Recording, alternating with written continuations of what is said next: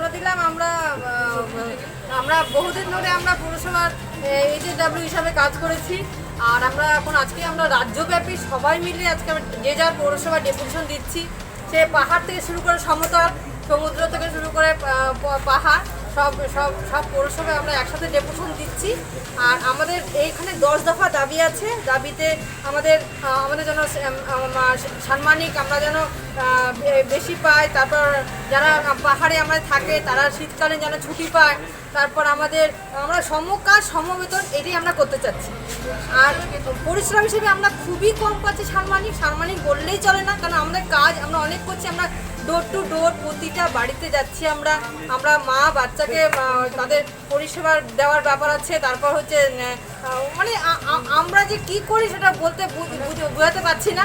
আমরা দিদিকে এটাই বলতে চাচ্ছি যে দিদি আমাদের ব্যাপারটা একটু দেখুন, আমাদেরকে দেখেন। আমরা তো প্রতিটা ঘরে ঘরে প্রতিদিন যাচ্ছি, প্রতিটা প্রোগ্রামে আমরা আছি, প্রত্যেক বাড়ি থেকে। আপনারা কতজন মিলে একসাথে এখানে আজকে ডেপুটেশন দিলেন? আজকে আমরা 20 জন একসাথে দিলাম ডেপুটেশন আমাদের পৌরসভায়। আমাদের এফডিএস আছে 4 জন, তাছাড়া আমরা 16 জন আমরা এইচএসডব্লিউ আছি, আমরা এই হিসাবে কাজ করি।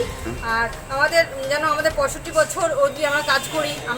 আমরা রিটায়ারের পর যেন আমরা ভালো সাম্মানিক পাই, এটার জন্য চেষ্টা করছি। এটার জন্য আমরা সব মিলিয়ে আর ডেপুটেশন আমরা দিচ্ছি। আমি Piyali Chakraborty, lunch club sub centre 2 এর এফটিএস। আমরা এরকম 4 জন এফটিএস আছি। আমরা এই 4 জন এফটিএস এর মধ্যে আমাদের এই হেলথ ওয়ার্কারদেরকে ভাগ করে দেওয়া আছে। কিন্তু আমরা 4 জন এফটিএস এএনএমদের মতোই কাজ করি, কিন্তু তার পরিবর্তে আমরা সেরকম কোনো পারিশ্রমিক পাই না। হ্যাঁ, মানে সবসময় আমাদের কাজের চাপ, এটা করো সেটা করো, সব কিছু মেনটেন আমরা করছি। কিন্তু তার জন্য আমাদের যেরকম যেটা প্রয়োজন সেটা যেন দিদি আমাদেরকে দেয়, এটা আমরা আশা রাখি। দিদিকে যেন এটা জানাই।